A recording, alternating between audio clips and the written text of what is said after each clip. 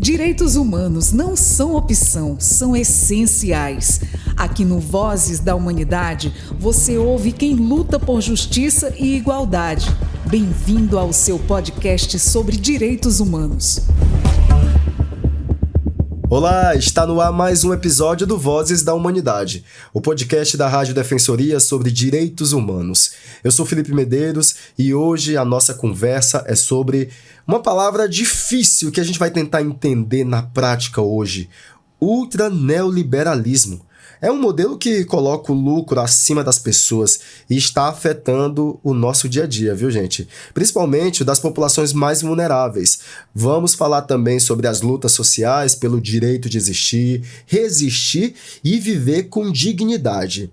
E para isso, é claro, a gente recebe com muita alegria Laurinete Silva, presidente do Conselho Regional de Serviço Social em Roraima, professora da Universidade Estadual aqui do estado, doutora em Geografia e uma referência em políticas públicas e movimentos sociais na região norte.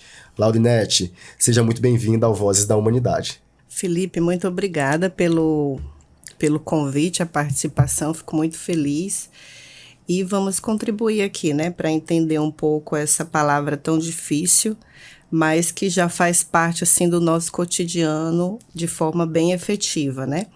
Então, o ultraneoliberalismo, ele se intensifica, é um ponto de vista mais teórico para explicar esse movimento da realidade, né? Então, vem da palavra neoliberalismo. E o neoliberalismo, ele já se consolida efetivamente dentro do que a gente chama de capitalismo, né? Então, o capitalismo, ele se pauta, como você já disse, no lucro, nas relações sociais pautadas no mercado, no individualismo, né? Ou seja, todo o processo de vida e de produção da vida, ele vai se pautar ali nas relações mercadológicas, né? De compra e venda. E a questão do neoliberalismo, ele se desenvolve particularmente dentro de um processo de resposta à crise do capitalismo, em 1920, depois da Segunda Guerra Mundial, né? A gente tinha ali no contexto europeu várias políticas sociais, né, que foram conquistadas pelos trabalhadores, e aí o neoliberalismo ele vem como uma resposta de negação a essas políticas sociais que eram efetivamente conquista dos trabalhadores, né? Como a política de assistência, de previdência, política de educação, né? Ou seja, políticas sociais de valorização do trabalhador e que eram efetivamente garantidas pelo Estado num contexto europeu. E considerando toda a crise que foi instaurada aí depois da Segunda Guerra Mundial, há essa proposta de liberação do Estado, ou seja, não é o Estado que tem que ser responsável em pautar essa prestação de serviços, digamos assim, né, para a população trabalhadora. Na verdade, é o mercado. Então, por exemplo, a educação, ela é um ativo financeiro que ela precisa ser privatizada, e não é o Estado que deve prestar a educação, né, enquanto um direito, enquanto um serviço que as pessoas, os trabalhadores têm direito. Então, quando a gente observa esse movimento neoliberal ali depois da Segunda Guerra Mundial, ele vai se expandindo, né, para todo o contexto mundial, e a questão do ultraneoliberalismo vem justamente representar para os teóricos, né, esse movimento de acirramento, de agudização dessa corrente neoliberal, quer dizer, a negação de que o Estado ele precisa reconhecer a necessidade dos direitos e da prestação de serviço através de políticas públicas, e que é o mercado que deve ocupar esse lugar. Eu acho que essa aí é uma centralidade que precisa ficar clara para as pessoas, né? Por isso que a gente tem sempre esse movimento da questão dos empresários, de defender sempre a questão da privatização, do lucro, né? Então, por exemplo, o sistema educacional precisa ser privatizado, né?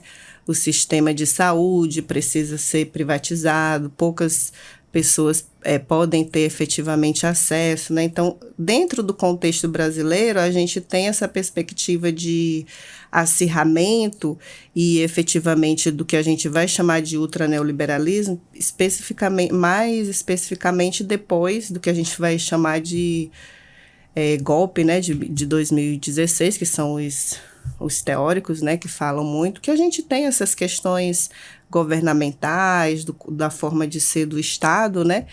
Então, a gente percebe que o Estado ele vai financiar menos políticas públicas, né? A partir de 2019, 2016. Então, há um processo de desenvolvimento do conservadorismo e, consequentemente, né, essa palavra ultraneoliberalismo ela ganha mais sentido, né? Porque o Estado ele vai se retrair mais, né, em relação à questão do desenvolvimento de políticas sociais que poderiam favorecer a população.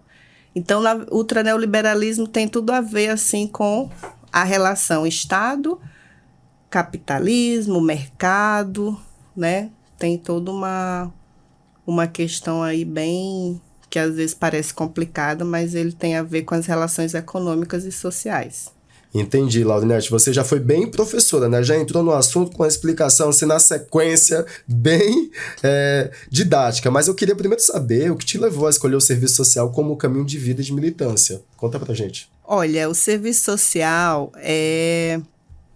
na verdade, o início da minha relação com o serviço social não foi, assim, uma escolha, né? A gente faz o vestibular, eu acho que todos os alunos que entram no curso de serviço social, inicialmente, eles pensam que o serviço social vai ser uma forma de ajudar as pessoas. Então, quem já tem relação, assim, às vezes com a igreja, né? Com essa questão de respeito aos direitos humanos, sociais, a gente vai fazer o serviço social achando que vai ajudar as pessoas. Mas o serviço social, ele é uma profissão regulamentada, certo? Que trabalha muito essa defesa dos direitos sociais do ponto de vista mesmo enquanto direito e não enquanto assistencialismo, né? Então, a gente entra no curso e vai conhecer o histórico da humanidade, como o desenvolvimento das políticas sociais se dão em nível nacional e internacional,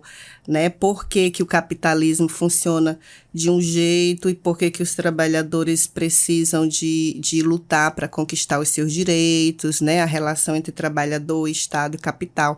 Então, o serviço social vai nos ensinando a entender o que a gente chama de expressões da questão social.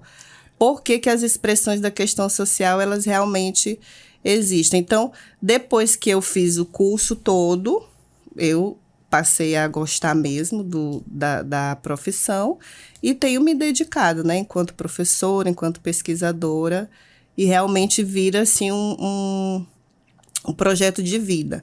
Mas é importante deixar claro que realmente é uma profissão e a gente trabalha na perspectiva de trabalhador mesmo, né? Temos que ter reconhecido aqui também os nossos direitos enquanto assistentes sociais. É muito mais do que o que a gente vê que é feito, né?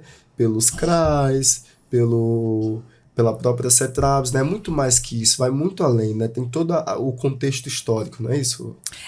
As pessoas têm muito aquela confusão que às vezes a gente explica muito em sala de aula entre serviço social, as palavras, né? Serviço social, assistência social e assistente social, né? O assistente social é o profissional, certo?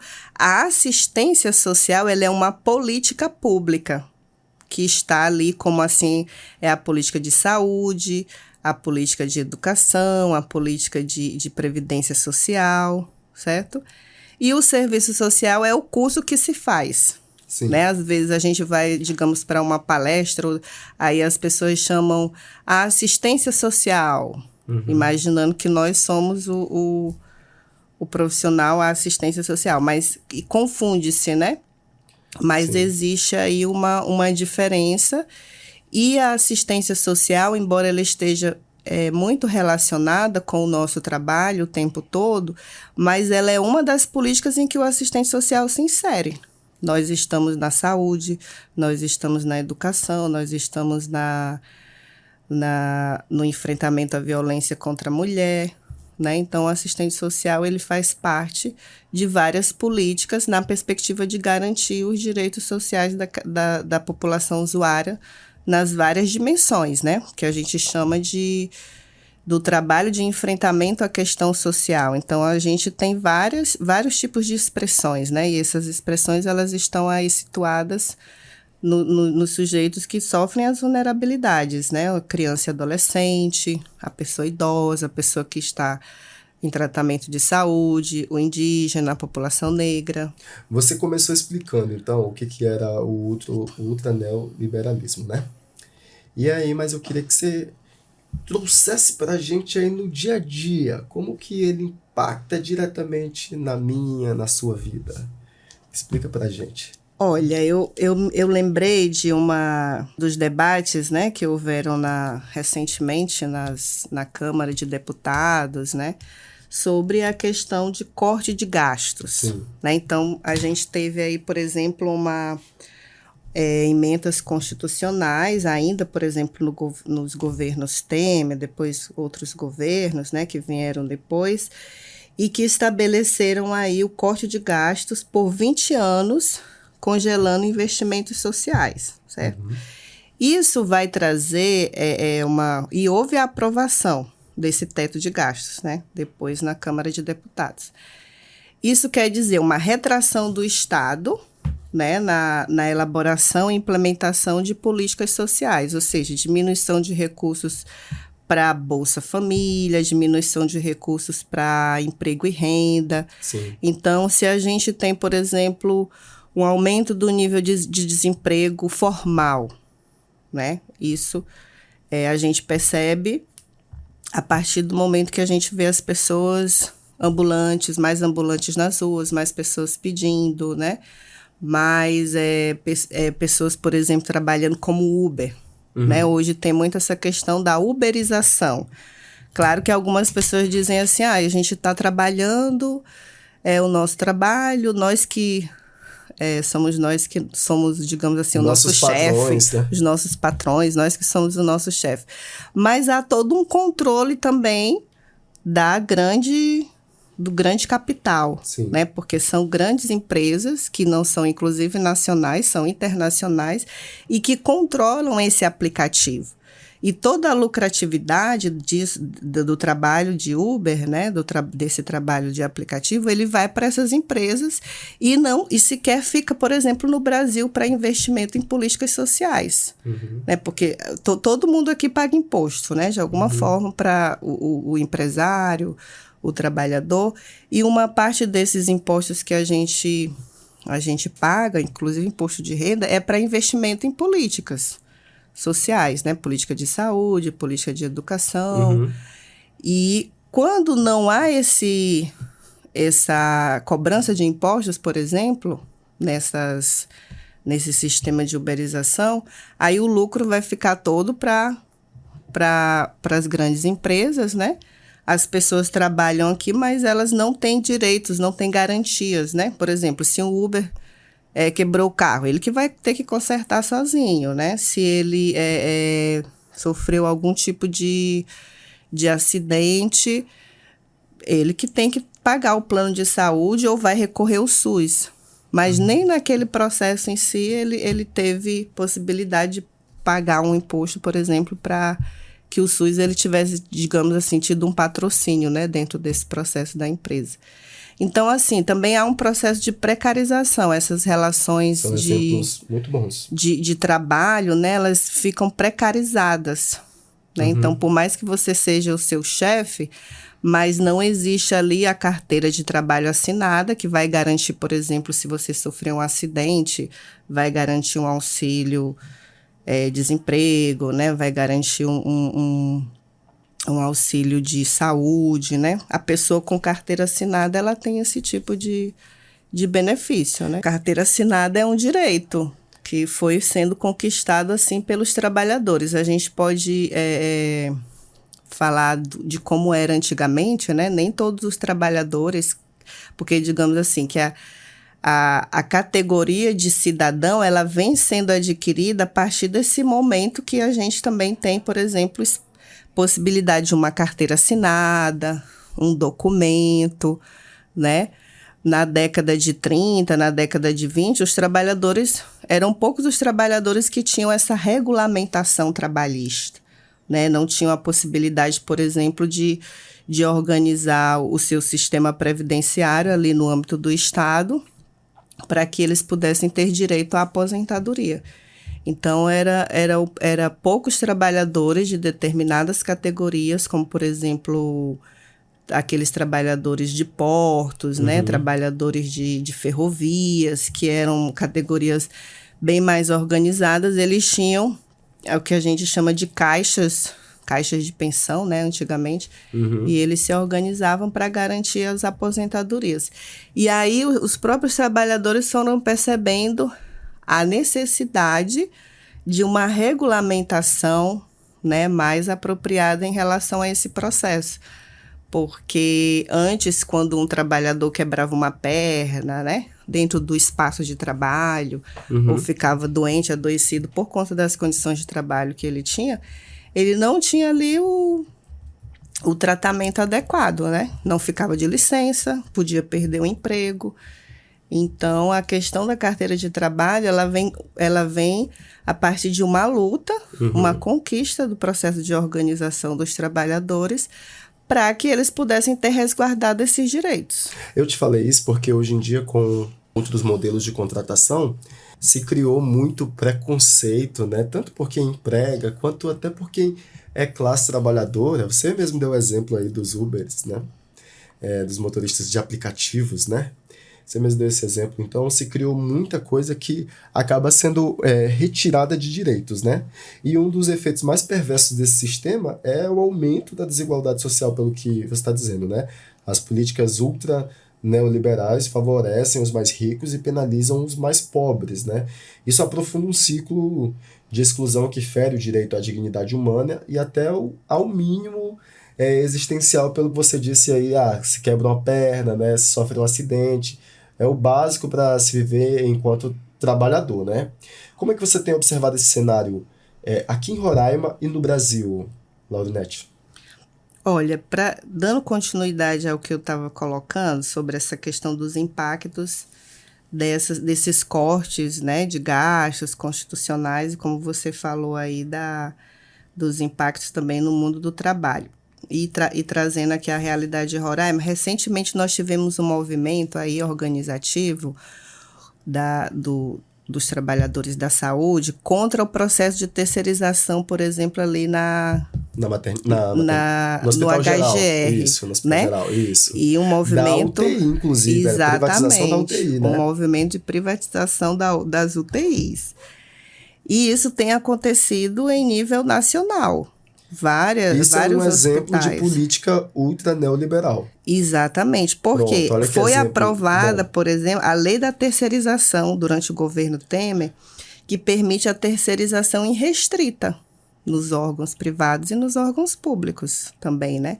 Então, assim... Irrestrita é o quê? Que não vai voltar a ser público, então? Que assim, a atividade fim do SUS, por exemplo, é garantir... a saúde, garantir ali que, por exemplo, as UTIs sejam prestadas pelo próprio governo, né? Que sejam financiadas realmente pelo Estado. E aí, quando se diz privatização irrestrita, é que, assim, a Secretaria de Saúde, o governo, ele pode abrir um processo de licitação para que alguma empresa realize aquele serviço sem que ele tenha necessariamente a obrigação de fazer concursos públicos, né, organizar efetivamente o hospital, fazer reformas, comprar leitos, comprar os equipamentos necessários, garantir condições de trabalho para os trabalhadores. Então, eles fazem um processo de licitação que eles colocam que a empresa deverá garantir isso. Mas o que a gente tem visto efetivamente é que as empresas que são contratadas para isso não tem garantido, né, esse processo. Então, aqui houve um movimento de perspectiva de negação desse processo de terceirização, né, e houve realmente até uma conquista, uma paralisação temporária, mas é um movimento que tende a se acirrar, né? O governo tende a pressionar para que isso aconteça, porque a ideia é que as pessoas não tenham o direito, por exemplo, de concurso público, né? Que realmente... Porque barateia, né? Faz o processo de barateamento da mão de obra. Só por isso que eu tô com essa risadinha aqui, não acho estranho, viu? É porque eu tô com essa risadinha aqui, porque seria a minha próxima pergunta, e você trouxe um gancho essencial, porque a justificativa dos governos é justamente corte de gastos, eficiência, redução, mas sim, prossiga. Pois é, porque aí disso, tem né? o corte de gastos, mas isso acaba fazendo com que o trabalhador daquela área fim, né? Que aí, só para contextualizar, né? O movimento da saúde, dos trabalhadores da saúde e profissionais que já estão lá no hospital, são profissionais capacitados, que passaram por investimento público já, né? Tem médicos ali que ficam, né, observando o paciente. Então, assim, esses profissionais são altamente habilidosos com aquela situação, né? E havendo um processo de privatização, de terceirização, eles vão ter que sair dali.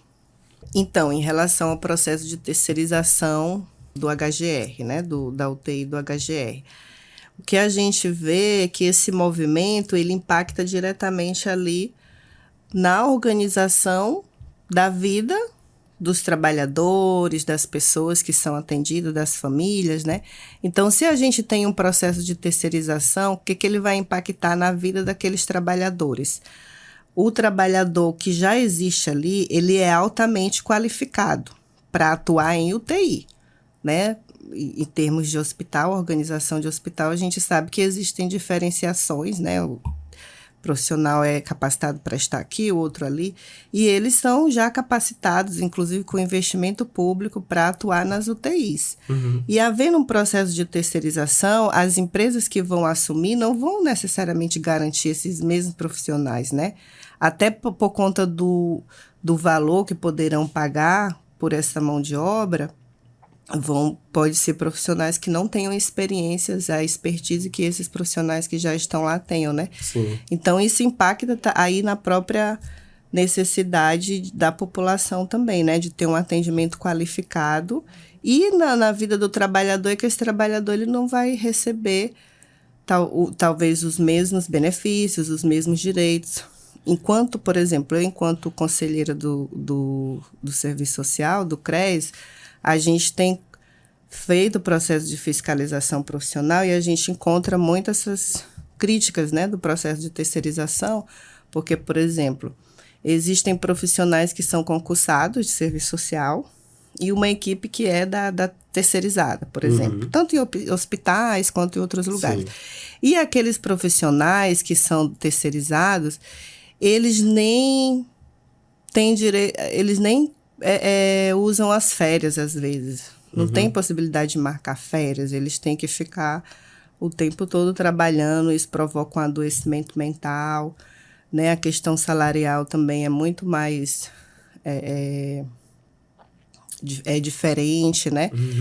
Esse profissional que é terceirizado, ele tem aquela...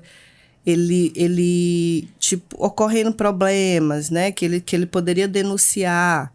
Ele já tem mais possibilidade de sofrer um assédio moral, né? O que eu quero dizer, que ele fica na dele com aquela preocupação de manter o seu emprego, né? E ele não pode fazer determinadas denúncias a respeito de assédio moral que ele tem sofrido, né? Porque ele fica com medo também de perder o emprego. Então, assim, são impactos que a gente está dando exemplo do dia a dia, né? Desse processo de terceirização na vida do trabalhador e das pessoas. Você está falando quem sai perdendo, né? E quem é que lucra com isso? Exatamente. Quem lucra é justamente essas empresas, né? O que a gente vê, por exemplo, disse muito, né? Tem aquele discurso de que o Estado ele precisa se afastar, que é o que o ultraneoliberalismo prega, né? O Estado precisa se afastar do mercado. Ele precisa deixar que o movimento do mercado dite as regras e o movimento da sociedade. Mas o mercado, ele precisa do Estado, do que a gente chama de fundo público, né? Os autores dizem que há uma guerra pelo fundo público. Quem é que administra o fundo público, né? O fundo público reúne todos os impostos que a gente paga. O fundo público é o dinheiro público, né? Então, há uma disputa por esse fundo público, para quem vai pegar a maior parcela desse fundo público. Uhum. E acaba sendo essas empresas, né? Que elas dizem que não precisam do Estado, mas aí há uma luta para que essas empresas, elas administrem esse fundo público, ou seja, ganham dinheiro em cima da necessidade da população. Entendi. Diante desse cenário, as lutas sociais pelo direito de existir ganham força. Ainda bem, né, que tem gente disposta a lutar. São movimentos que pedem, que na verdade não pedem luxo, né? Pedem o essencial, que é comida, moradia, saúde, escola. Como você enxerga essas mobilizações? E destaca aqui pra gente por que elas são tão fundamentais. E depois eu quero entrar até num assunto polêmico recente aqui, da área nobre de Boa Vista. Sim.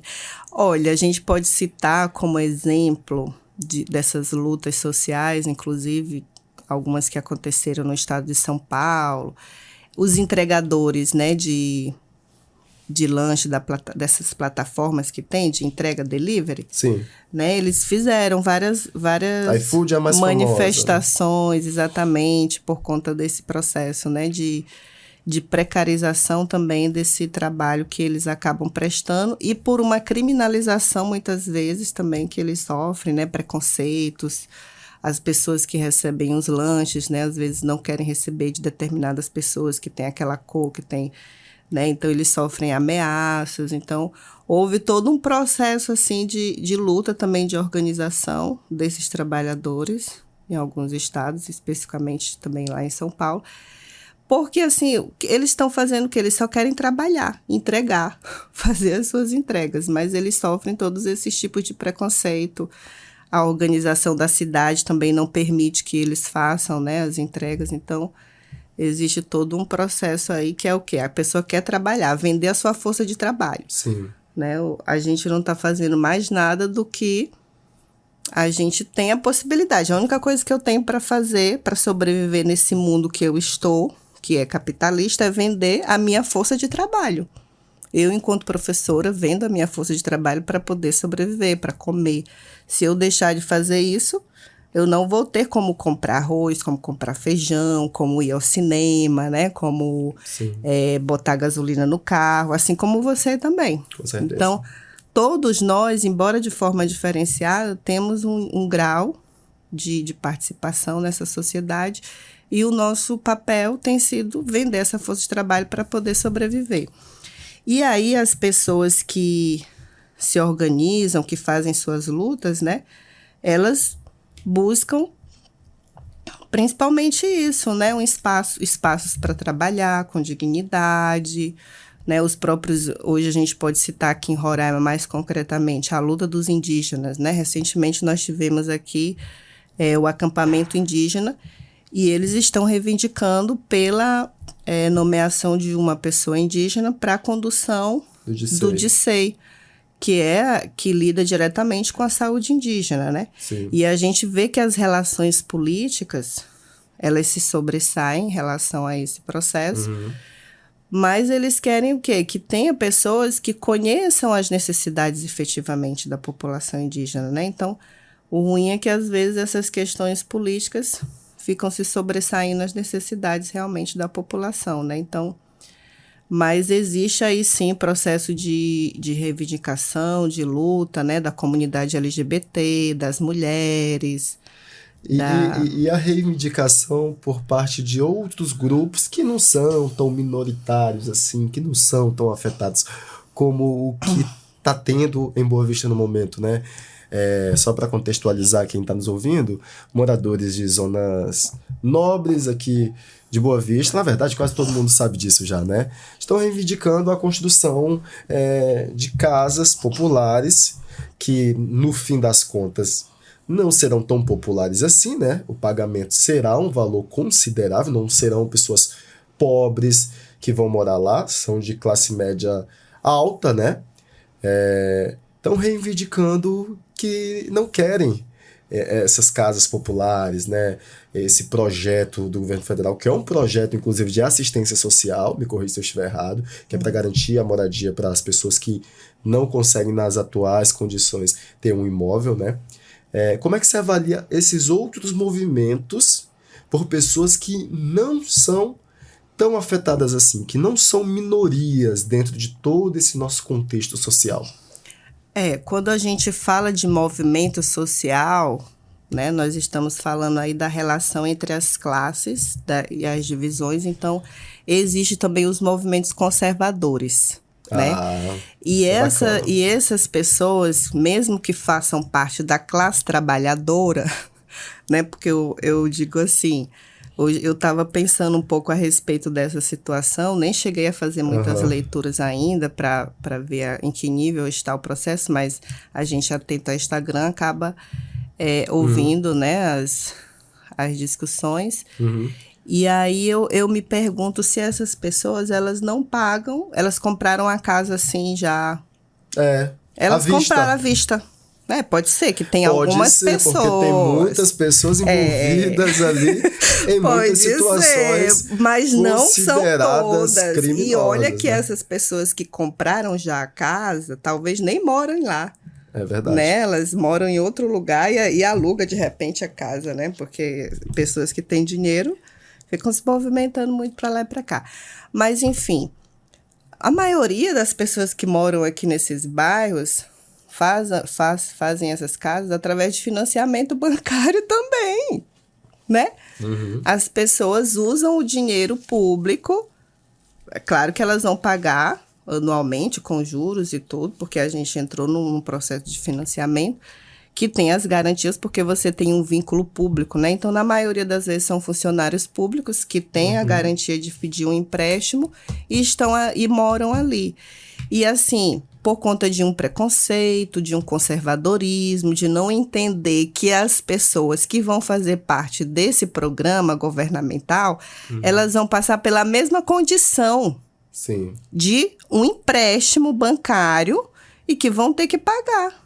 Né? Então, o próprio banco, o próprio governo federal vai garantir, digamos, facilidades, mas a relação de mercado que existe aí é a mesma. A pessoa também vai entrar no financiamento e vai trabalhar e vai ter que pagar. Então, né? Tá faltando consciência política. Tá faltando consciência política, entender que as pessoas têm direito. Inclusive porque o que se observa muito é que o governo federal, e através desses programas Minha Casa Minha Vida, o que a gente observa é que constrói-se, aí existem as críticas dos próprios trabalhadores, das próprias pessoas que acessam esses serviços, que constrói numa área muito fora da cidade, fora do ambiente, né, das relações. E aí elas têm dificuldade, inclusive, para conseguir locomoção, não garante ônibus, né? Não garante que haja transporte. Ou seja, elas ficam fora da cidade, do centro urbano, né? Então, elas são excluídas, fora daquele centro de comercialização.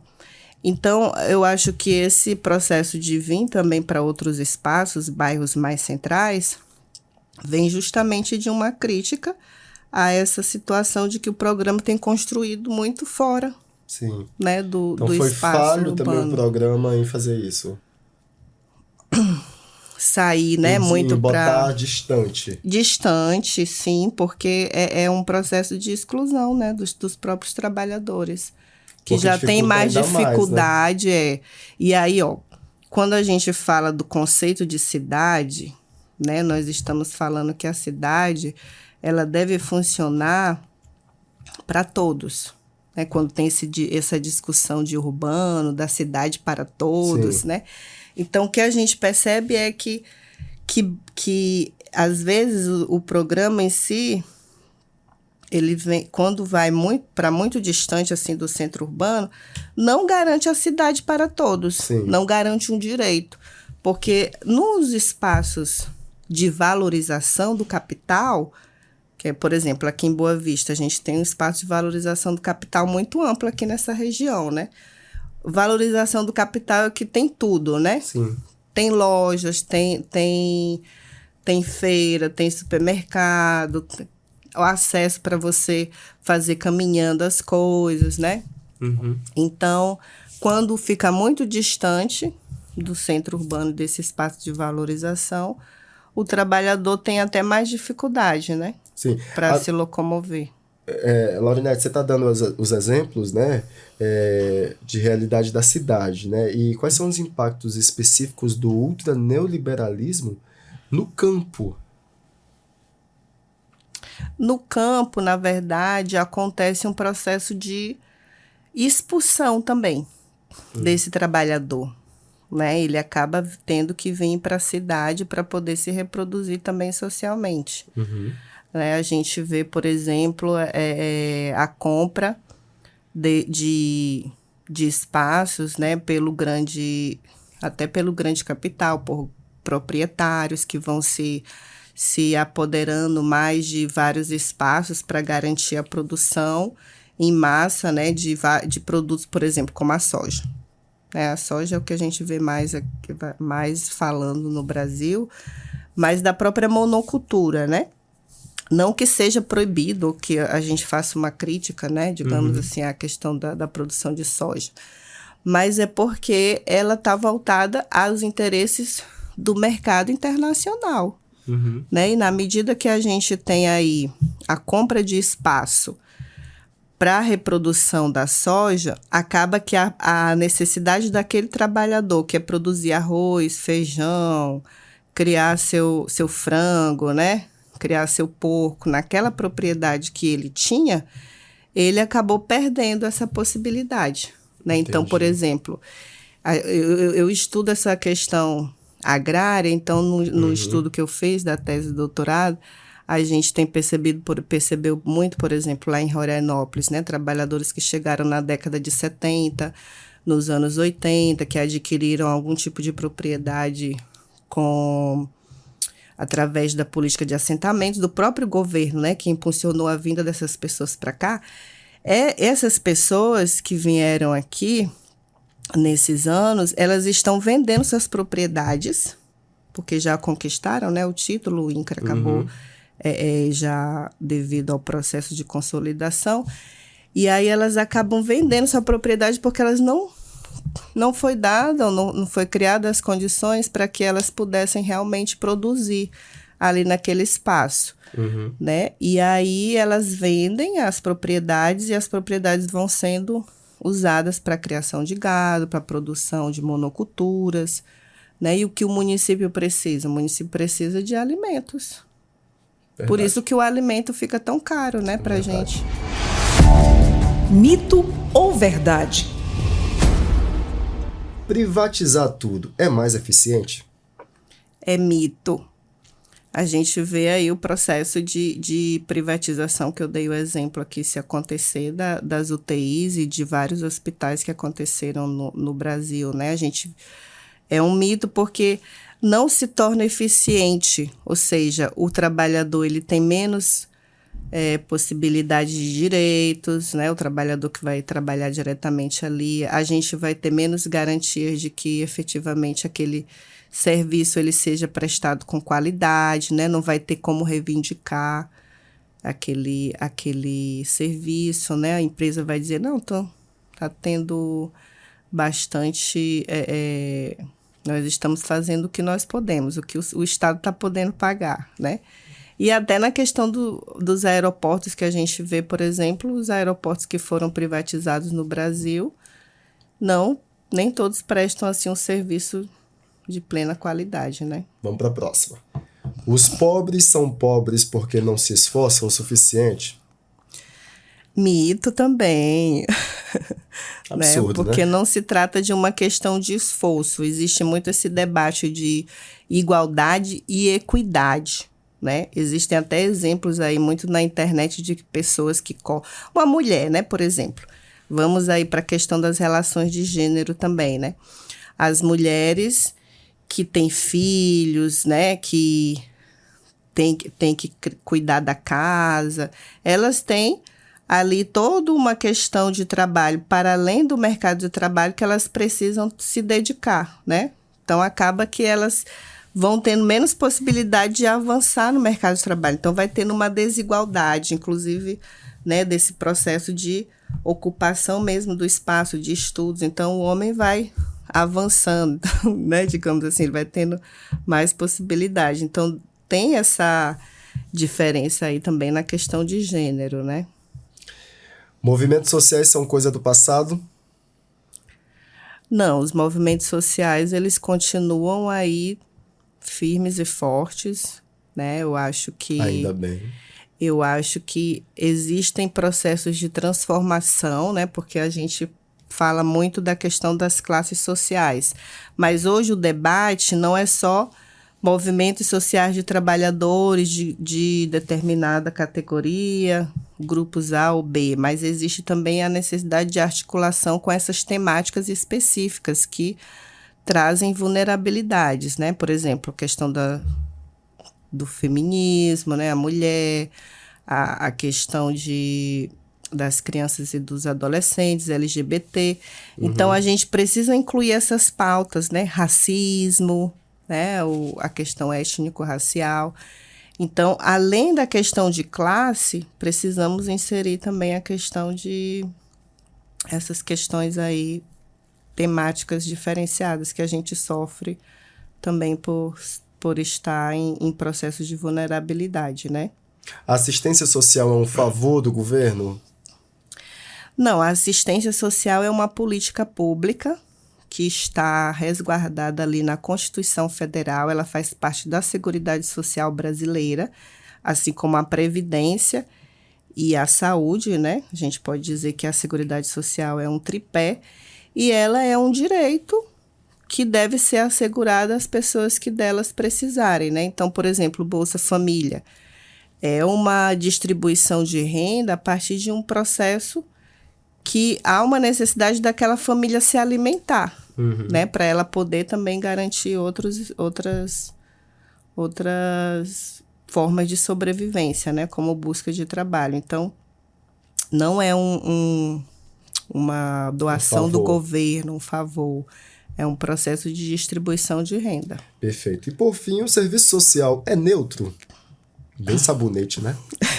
Neutra sabonete de bebê. Mas, assim, o serviço social, a gente tem o que a gente chama de projeto ético-político. Esse projeto ético-político, ele está respaldado ali no nosso Código de Ética, da nossa lei de regulamentação, nas nossas diretrizes curriculares que orientam o processo de formação.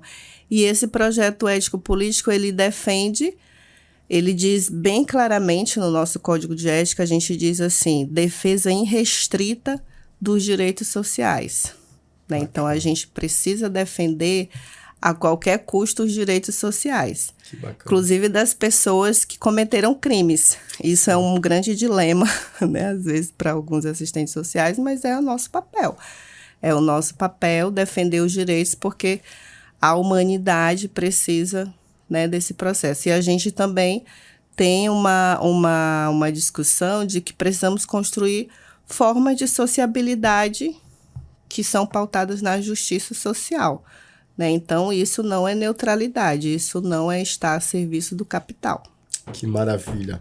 Olha, professora Laurinete, que aula que a gente teve hoje aqui, né? Muito obrigado por dividir sua experiência, seu conhecimento e a sua luta também com a gente. E, por fim, o microfone é todo seu para você deixar uma mensagem de afeto, né? Uma mensagem para que as pessoas resistam e lutem mais. Eu agradeço, Felipe, agradeço toda a equipe aqui do Vozes da Humanidade, né? Seu podcast sobre direitos humanos da Defensoria Pública.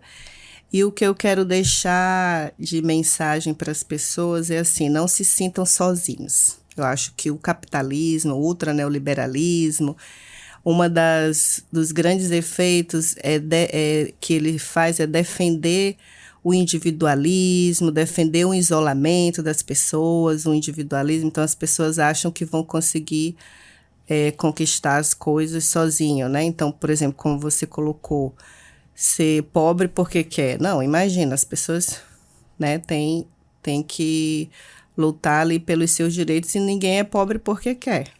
Né? A gente é pobre Lembrando por conta que a gente pega essas frases aqui que a gente costuma ouvir, né? Que a nossa produção pesquisa, então são senso comum aqui das pessoas, né? Exatamente, é o senso comum. Então, a mensagem que eu queria deixar vamos trabalhar mais de forma coletiva, nos organizar nos ambientes de trabalho, fazer leituras críticas da realidade, né? E não só apenas ouvir o que tem sido colocado aí, que a gente consegue conquistar as coisas sozinho, porque a gente consegue conquistar as coisas em coletivo e se organizando. Então, procure seus sindicatos, né? Procurem movimentos sociais. Existe, por exemplo, aqui em Roraima, a Frente em Defesa dos Direitos Sociais, frentes de luta, né? Dos trabalhadores, sindicatos. Então, é importante a gente estar organizado nesses espaços para defender os nossos direitos. Se fortalecer como coletivo, né? Não individualmente. Exatamente, se fortalecer como coletivo. No âmbito do serviço social, nós temos, por exemplo, aí o CRES, que é o Conselho Regional de Serviço Social. A gente vive chamando os assistentes sociais para participar de atividades, se fortalecer politicamente, se formar também enquanto profissional para atender melhor os seus usuários. Afinal, o resultado, se vir diante dessa luta, também é para o coletivo, né? Para todos, né? Professora. Exatamente. Muito obrigado pela sua participação. Eu espero lhe receber aqui novamente, outras vezes, para a gente falar mais sobre esse assunto tão importante. Esse foi mais um episódio do Vozes da Humanidade. Agradecemos a você que está nos ouvindo e convidamos você também para acompanhar mais informações sobre a Defensoria Pública nas nossas redes sociais. Para ficar mais fácil, é só ir lá no Instagram, que lá tem todas as nossas redes sociais, todos os nossos canais de áudio e vídeo. O endereço é @defensoriarr, porque direitos humanos são de todos e para todos. Até o próximo episódio. Muito obrigado.